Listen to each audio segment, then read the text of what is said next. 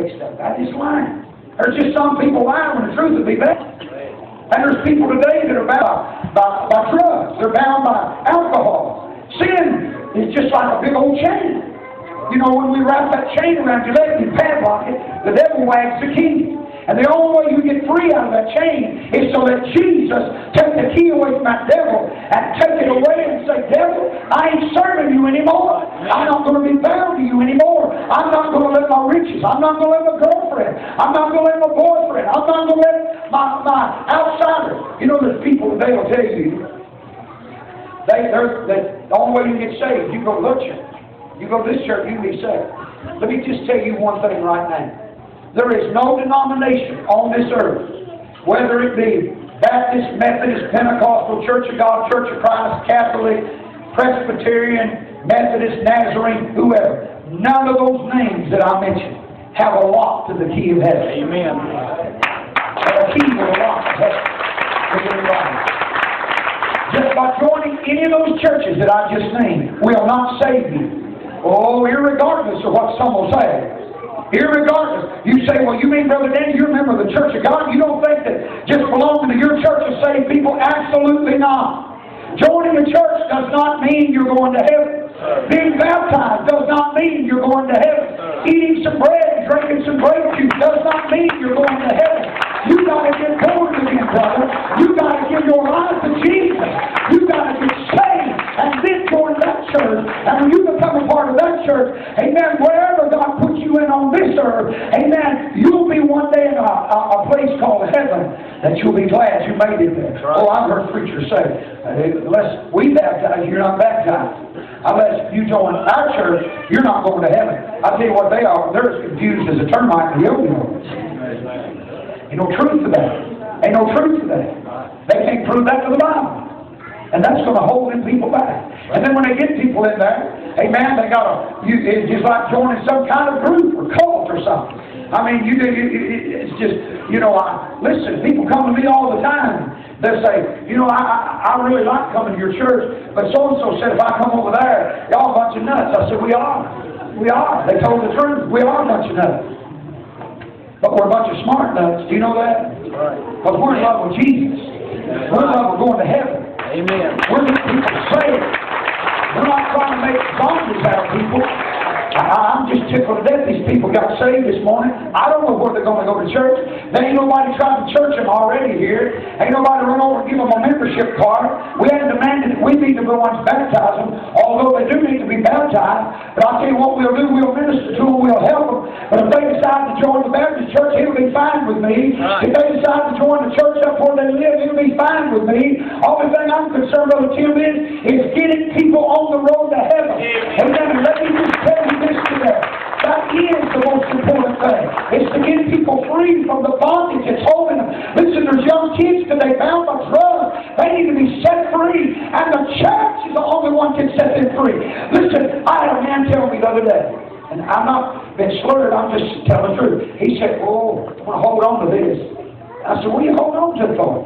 He said, because the man told me when President Obama takes over, everything's going to go up, the price is going to go up, it's going to go up. He said, I'm hanging on to this. I'm going to sell it right after he's inaugurated. I'm still waiting. Listen, you can shake 3 or 4 bushes. You can have 4 or 5 Obamas. You can do whatever you want to have. But if you put your faith and trust in the government or in a political leader to set you free, you're going to be in trouble. Right. I have dealt with, I don't know how many groups and gatherings and people that try to reform people. And they take them in. And they try to reform them. And they talk to them. And they say, and they tell them how bad this is, how bad that is.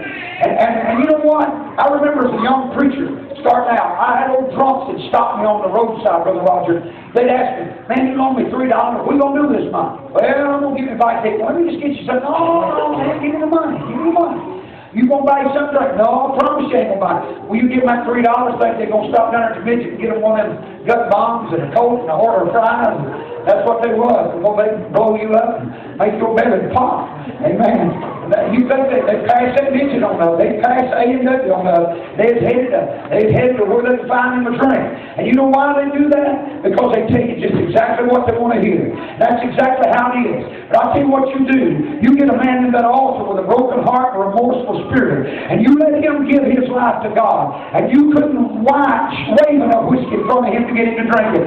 Bob Carter gave his life to Jesus Christ back in 1977 or 78, right after I started pastoring this church. I went after Bob with a vengeance. Got Bob in church. Bob gave his life to the Lord. There wasn't enough temptation to cause Bob to want to drink anymore. There was times that Bob got down. Sure, there was times that Bob was low and felt like the world was against him. But then he never one time did he ever turn back to that Bible. You know why? Bob had a change of nature. He had a vision of what heaven was. We were talking last night. Bob hadn't been that wreck. I don't know. He told me one time, I'm going to live to 100. Honest to goodness, I believe he would have had an accident. I do care. I believe that old fellow could lift more weight than I could. He could walk faster than I could. He was in better shape, just couldn't hear. But you know what? Bob got a change. He didn't let that liquor hold him back. Bob was so drunk the night I went and got him that he could not stand up. He said, well, why did you bring him like that? That ought to be, I shouldn't have to answer that question. I shouldn't even have to answer. You know why? Bob needs Jesus. Why am I preaching like I am today? Because you need Jesus. That's right. I want the music singers to come this morning. I want to ask you a question. What's holding you back? What's holding you back? Let me tell you something. The woman at the well, 5 husbands, shacked up with another. Life in a mess. Broken. Couldn't find any peace. Jesus met her at the well. He specifically went to that well to see that woman. Yes, he did. I'll believe that till the day I die. You know, Brother Roger, when he got to the well, he found a woman that her life was a mess. She was a mess. Society kicked her out. Community didn't want nothing to do with her. She was a woman that had made such a mess of her life. It doesn't tell how old she was, but she'd already been married 5 times, and she had one that she was living with. There she came to the well with a broken water pot, a broken heart, and shattered dreams, broken promises. Set her little water pot down, and there sat a man, a Jew, on the well. She's a Samaritan. She's amazed that a Jew has come to draw water while she's there. And all of a sudden, she said, what are you doing here? What are you doing here? And she only knew. Brother Brian, she only knew why he came to that well. He came to give her living water. She drank the other water, but he came to give her living water. What was holding her back?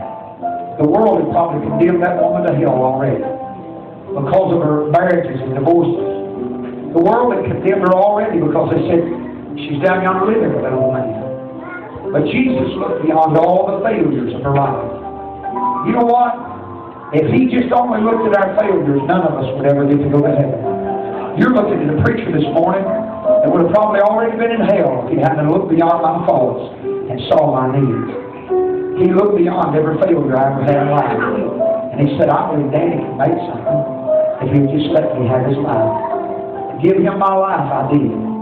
Boy, you talk about it. Sometimes, I don't know how many of you, I've never seen it. I don't think I've been there since they put it in, but I've heard them advertise it. They call it Thunder or something, or Kentucky Thunder over here.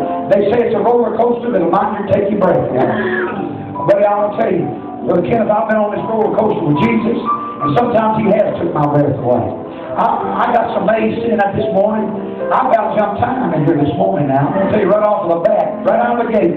Man, I got happy, got full of the Lord, and anytime somebody gets saved. But you know what? It's been a ride and a half. Oh, man. To see him save the gutter bums, to see him save those that are not worth anything to the world, but save them, clean them up, and make something out of them. To see him take young boys' lives that's been on meth and cocaine and drugs and change them where the world has spent billions. Did you know how many billions of dollars goes every year to rehab? We don't charge nothing over here. People come over here and get set free.